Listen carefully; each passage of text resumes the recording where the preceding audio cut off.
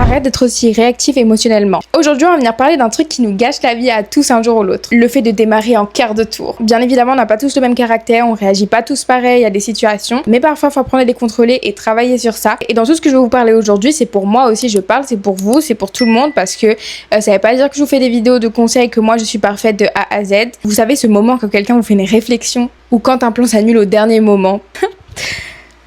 Contrôle. Et plein d'autres moments comme ça, quand ça arrive, et bah forcément, directement, on s'énerve ou tu vois, on a un truc au fond de nous, tu vois. Ça bouillonne, t'es là, mais attends, mais pourquoi il a annulé sa sortie à la dernière minute? Pourquoi si je me suis préparée? Malgré tout ça, j'ai réussi à contrôler plus mes émotions qu'avant. Dans les situations comme ça, c'est pour ça que je suis légitime de vous partager un petit peu. Sachant que je travaille toujours dessus, quand il m'arrive des situations, voilà, j'essaie de contrôler un peu mes émotions, de pas trop être énervée, de pas trop, tu vois, trop réagir. Donc on va voir pourquoi ça nous bloque, de pourquoi ça nous amène à des galères. Et surtout, comment on fait pour arrêter ça et rester en paix. Quand on réagit avec trop d'émotions, en fait, t'as l'impression d'être sur une montagne russe, mais de force, je sais pas combien, de force 10, 20, 30, 100. Et ça va venir créer 3 gros problèmes. Premier problème, c'est qu'on se prend la tête avec tout le monde. On dit des mots qui dépassent notre pensée. Deuxième problème, c'est qu'on voit tout en noir, dans le sens où si t'es tout le temps sur la défensive, donc forcément, après, tu vas croire que tout le monde est contre toi. Une simple remarque devient une insulte pour toi. C'est comme un message vu sans réponse, ça devient un drame. T'es là, mais pourquoi il m'a pas répondu? Pourquoi?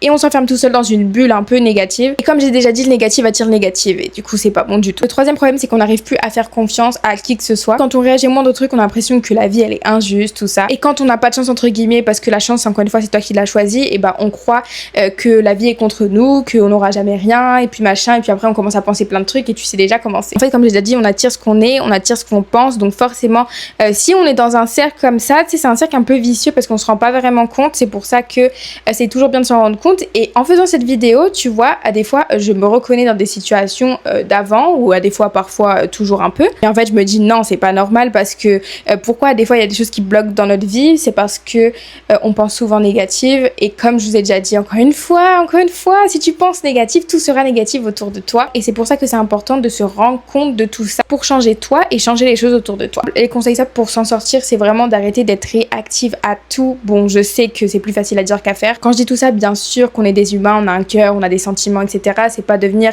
le but, c'est pas devenir un robot sans cœur. Petite précision, c'est juste reprendre les commandes de son cerveau, et je sais qu'on peut contrôler ça, et vous allez voir que ça peut beaucoup changer les choses dans votre vie. Ça peut éviter les conflits, ça peut éviter beaucoup de choses. Il y a une règle pour les gens qui sont comme ça, je sais pas si vous connaissez, c'est la règle des 5 secondes. En fait, c'est quand un truc t'énerve ou te blesse, c'est d'attendre 5 secondes avant de dire quelque chose, parce que je sais que quand on peut entendre quelque chose qui nous blesse ou quelque chose qui nous énerve, et bah forcément, directement tac, et tu dis des choses après que tu regrettes, et tu dis des choses que tu voulais pas forcément dire à la personne. Donc prendre 5 secondes, respirer avant de dire quelque chose, ou même pas forcément répondre, sans insolence bien sûr. Laisse le gros coup de chaud redescendre un peu, refroidir un peu ton corps, et essaye de faire ça dans les situations où t'es à deux doigts de te disputer avec une personne, ou dans une situation où t'as pris une mauvaise nouvelle. Avant de dégager le négatif, avant de penser des choses négatives, prends 5 secondes de réflexion. Est-ce que ça vaut le coup de dire ça? Est-ce que ça vaut pas le coup? Même si la personne elle te parle mal, pourquoi toi tu devrais faire comme la personne et lui parler mal? Ça dépend quel type de personne que tu veux être. Si tu veux être une personne qui veut parler mal, qui est pas classe, etc.,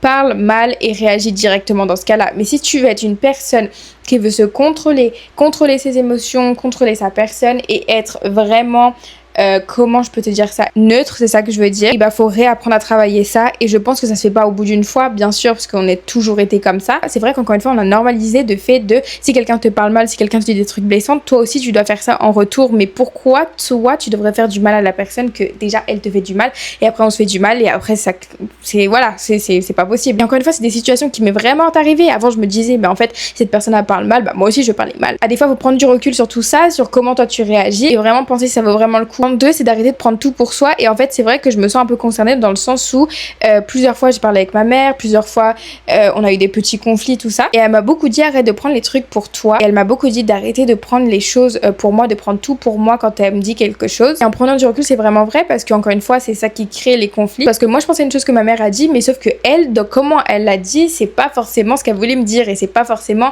quelque chose personnel. Moi, si toi aussi tu te reconnais, c'est pas une honte, justement, au contraire, tu reconnais que toi tu es comme ça, donc tu as envie de changer ça.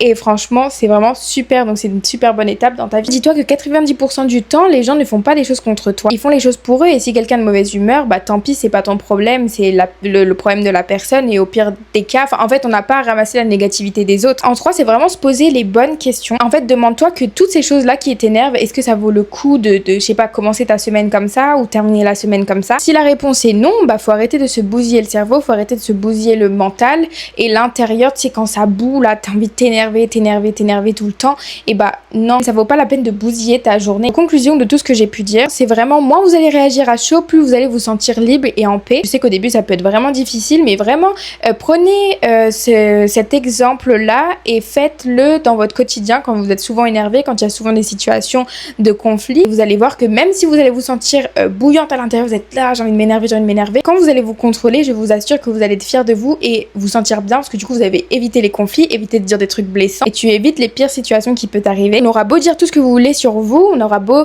mentir, inventer des trucs, si vous savez qui vous êtes, si vous savez qu'est-ce que vous avez fait, si vous savez comment vous réagissez aux choses, et que vous n'avez pas forcément de réaction, et qu'on évite les pires réactions possibles, la négativité, je vous assure que vous allez vous sentir là et vous allez voir que la vie n'est pas contre vous. Laissez couler ce qui n'a pas d'importance, c'est garder votre bonne énergie, garder l'énergie que vous avez besoin pour réussir dans vos projets, réussir dans votre vie de tous les jours. En tout cas, dites-moi en commentaire comment vous réagissez, et si vous aussi vous réagissez au quart de tour, et commencez à appliquer ces petites choses. En vrai, c'est pas compliqué, c'est simple, efficace, c'est juste que ça se fait avec le temps. C'est comme ça qu'on apprend. Quand on est bébé, on apprend, et bah là c'est pareil, en fait on est bébé tous les jours et on apprendra tous les jours et on sera jamais tout. N'hésitez pas à regarder les autres vidéos si vous n'avez pas encore vu, parce que je parle vraiment de tout là, mais cette étape là aussi pour changer dans la vie et globe dans sa vie, c'est vraiment très très important. Du coup voilà, on se retrouve bientôt pour une nouvelle vidéo.